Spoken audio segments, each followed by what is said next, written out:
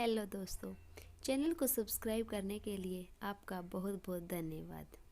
यह कहानी है उमा की। उमा अपने बेटों की शादी कर घर में दो बहू ले आती है। गृह प्रवेश के समय दोनों ही बहुएं आपस में लड़ती हैं। मैं पहले गृह प्रवेश करूंगी ताकि मैं जेठानी बन सकूं। नहीं, मेरे फेरे पहले हुए थे, मैं तुम्हारी जेठानी हूँ। ऐसे दोनों लड़ती हैं। उमा जैसे तैसे अपनी बहुओं को समझाकर घर में ले आती है और सुमन बन जाती है रीमा की जेठानी और रीमा बन जाती है देवरानी। अब दोनों को अब इसी नाते से रहना है तो ठीक है, कभी लड़ती हैं, कभी झगड़ती हैं, कभी प्रेम से तो कभी बहनों की तरह रहकर घर का काम कर लेती हैं। इसी बीच कुछ समय पश्चात दोनों बहुएं प्रेग्नेंट हो जाती हैं और वह एक एक बेटे को जन्म देती हैं। अब बेटे बड़े हो जाते हैं। 25-25 साल की उम्र के बच्चे होने के बाद मैं पहले अपनी बहू लेकर आऊँगी ताकि वह जेठानी बन सके। अब मैं देवरानी बनकर नहीं रहूँगी। रीमा ऐसी कहती है। ऐसे कैसे ले आएगी? मैं अपने बेटे की बहू तुमसे पहले लेकर आऊँगी।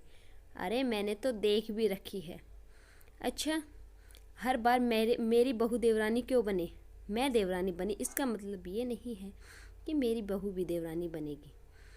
बेचारे बेटे दोनों अपनी माँओं की बात सुनकर परेशान हो जाते हैं। तभी सुमन पंडित जी को घर पर बुलाती है। देखो पंडित जी, मेरे बेटे की शादी पहले करानी है तो जल्दी से एक अच्छी लड़की दिखाओ, और हाँ अभी दिखाओ। तभी वहीं उसकी देवरानी भी, देखो पंडित जी, मेरे बेटे की शादी पहले करनी है, आप मुझे अच्छी लड़की दिखाओ। तब पंडित कहता है, हाँ हाँ, मैंने अपने बेटों के लिए 2 लड़कियां ढूंढ रखी हैं और परसों का ही मुहूर्त है और शादी कर दो। शादी कर दोनों बहुओं को घर ले आती हैं। सुमन मॉडर्न बहू लेकर आती है जल्दबाजी में, तो रीमा लेकर आती है संस्कारी घरेलू बहू। लेकिन दोनों ही बहुएं अपनी सास की तरह, वो अपनी सास के गलत होने पर भी हाँ और सही होने पर भी हाँ में हाँ मिलाती रहती हैं। एक दिन अपनी सास का ओहदा बड़ा करने के लिए रीमा की बहू दौड़ी दौड़ी चली आती है। माँ जी, मैं प्रेग्नेंट हूँ। माँ जी, हमने प्रेग्नेंट हैं। अच्छा ऐसा? उसकी सास कहती है, अरे वाह, मैं तो पहले दादी बनूंगी। अब क्या करेगी वो सीमा? तभी सुमन की बहू कहती, आंटी जी टेंशन मत लो, एक दिन में प्रेग्नेंट हो जाऊंगी मैं। अच्छा? उसकी सास कहती है, हाँ हाँ, मेरी बहू को भी कम मत आको, मेरे घर ही पहले पोता आएगा। अरे आएगा कैसे, मेरी बहू तो प्रेग्नेंट है ना। तभी कुछ समय बाद सुमन की बहू आती है और कहती है, माँ जी मैं भी प्रेग्नेंट हूँ। अरे वाह! इसे देखकर रीमा कहती, अरे ये क्या, ये तो एक ही दिन में प्रेग्नेंट हो गई। बाप रे बाप, अब मुझे पहले बच्चा चाहिए, मेरी बहू को पहले बच्चा होना चाहिए। देख, मैंने अपनी माँ से पूछा है, सीढ़ियों से बार बार चढ़ने उतरने से बच्चा जल्दी होता है, तो आज से ही शुरू हो जा। ठीक है, सीढ़ियाँ चढ़ो उतर ताकि जल्दी पोता मुझे मिल सके और मैं पहले दादी बन जाऊँ। लेकिन माँ जी मैं थक गई हूँ, ऐसे कैसे हो सकता है? अरे अभी तो डिलीवरी में बहुत टाइम है, पहले ही दिन आप मुझसे इतनी मेहनत करवा रही। चुपचाप काम करो, सीढ़ियों से चढ़ोगी उतरोगी, सेहत अच्छी होगी तभी तो डिलीवरी जल्दी होगी और मैं जल्दी दादी बन पाऊँगी। हर बार मैं नहीं हारना चाहती। ऐसे करती है, लेकिन फिर बहू कहती, बस माँ जी बहुत हुआ, अब और नहीं चढ़ा जाएगा, मैं बिल्कुल थक गई हूँ, मेरे पैर दर्द कर रहे हैं।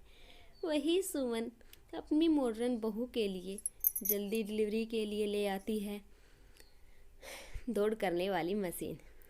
तभी कहती, अरे कर बहू कर, रुक क्यों रही हो, मुझे जल्दी बेटा चाहिए।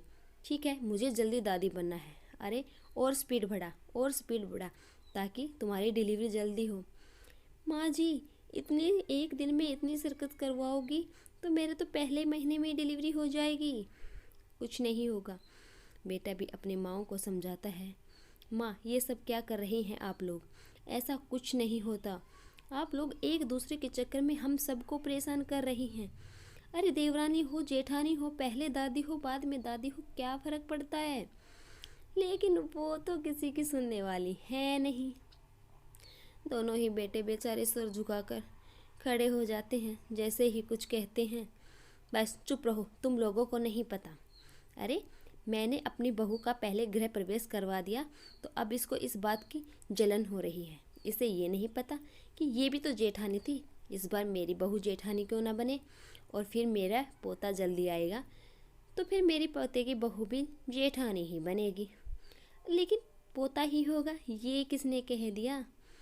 फिर वो दोनों झगड़ते हैं। तभी वहाँ बहू आती है और कहती है, माँ जी, हमने आप सबका मन रखने के लिए आप लोगों को ये कहा था कि हम प्रेग्नेंट हैं, लेकिन हम कौन सी भी बहू प्रेग्नेंट नहीं है। ये सुनकर उन सास को बहुत ही बुरा लगता है और वह अपने बहू बेटों से माफ़ी मांग लेती हैं और फिर हंसी खुशी रहने लग जाते हैं। और अब कौन बड़ी कौन छोटी ये नहीं करते हैं। अगर वीडियो अच्छी लगे तो लाइक और सब्सक्राइब करें। Thank you.